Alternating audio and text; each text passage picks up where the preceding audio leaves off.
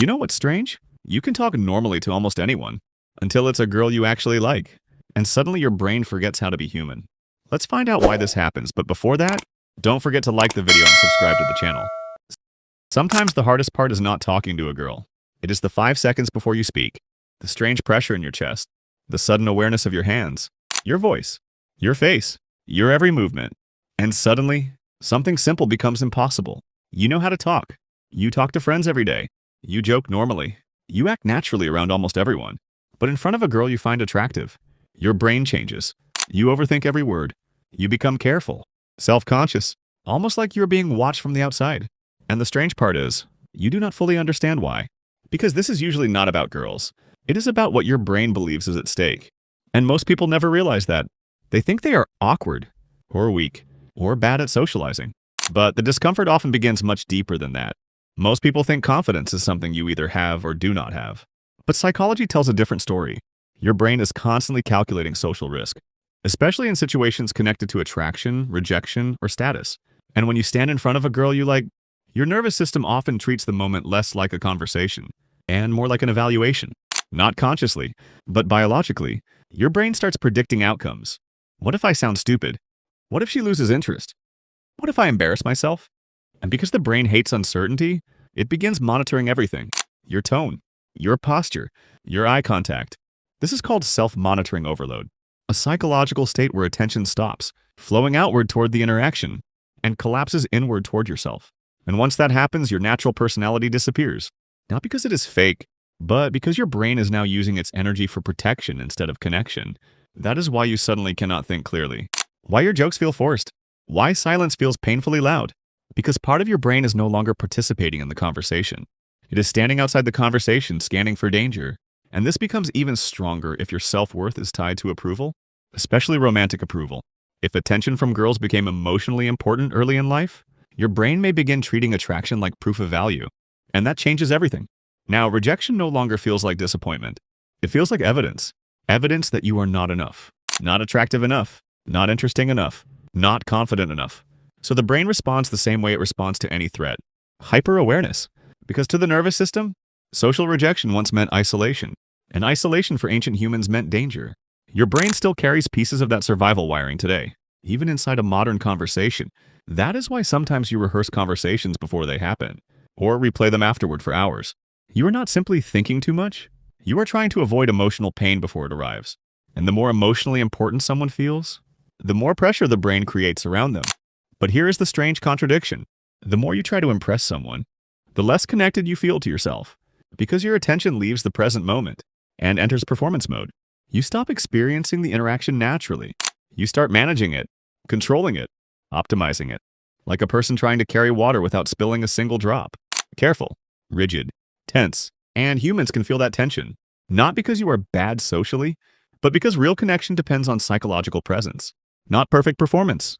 This is why some people who are not objectively confident still feel comfortable around others, because their attention stays external, curious, engaged, playful. Their brain is not trapped in constant self-evaluation, and that changes the entire emotional atmosphere. But there is another layer most people ignore. Sometimes discomfort around girls is not fear of rejection. It is fear of exposure, because attraction reveals things, your insecurities, your loneliness, your desire to be chosen, and vulnerability makes the nervous system alert. Especially if emotional openness once led to embarrassment, criticism, or humiliation. The brain remembers emotional pain very well, sometimes more vividly than physical pain. So it builds protection patterns. Avoid eye contact, act detached, hide interest, stay emotionally controlled. And over time, these defenses stop feeling like defenses. They start feeling like personality. But you are not broken. Your brain adapted. That discomfort is often an old protective system trying to prevent emotional risk. The problem is, what protects you from rejection can also block connection. And once you understand that, the goal changes completely. The goal is no longer be confident. The real goal is teaching your nervous system that connection is safe. And that requires a different approach entirely. The first step is simple. Stop trying to perform attraction. Instead, practice observing people. This sounds small, but it changes brain activity dramatically. Because anxiety grows when attention folds inward, curiosity pulls attention outward. Instead of thinking, how am I coming across? Train yourself to ask, what is this person actually like? That tiny shift reduces self-monitoring and gives the brain a new task besides self-protection.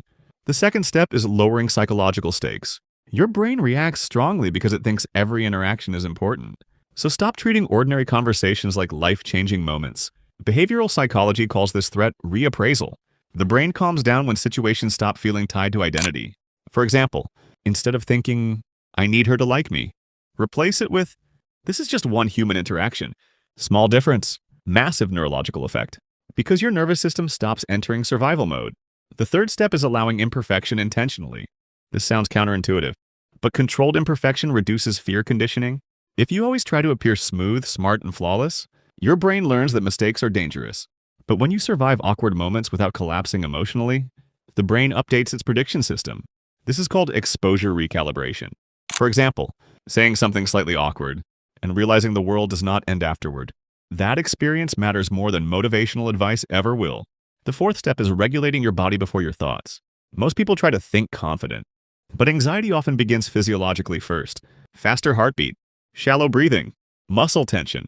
Your body signals danger, then your mind creates explanations afterward. So slow the body first. Longer exhale. Relax your shoulders. Speak slightly slower, because the nervous system listens to physical signals more than positive affirmations.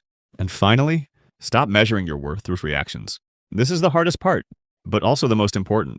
Because the moment your self-worth depends on someone else's response, you stop meeting them freely. You meet them desperately, and desperation always creates pressure. Real confidence is not believing everyone will like you. It is knowing your identity survives even if they do not. In the end, the discomfort was never proof that you were weak. It was proof that your brain learned to attach emotion, identity, and survival to human connection. That is why the fear feels so real. But fear is not always truth. Sometimes it is just an old prediction repeating itself. And predictions can change. Slowly, quietly, one conversation at a time. Maybe that is what growing confidence actually is. Not becoming fearless, but becoming less afraid of being seen as human.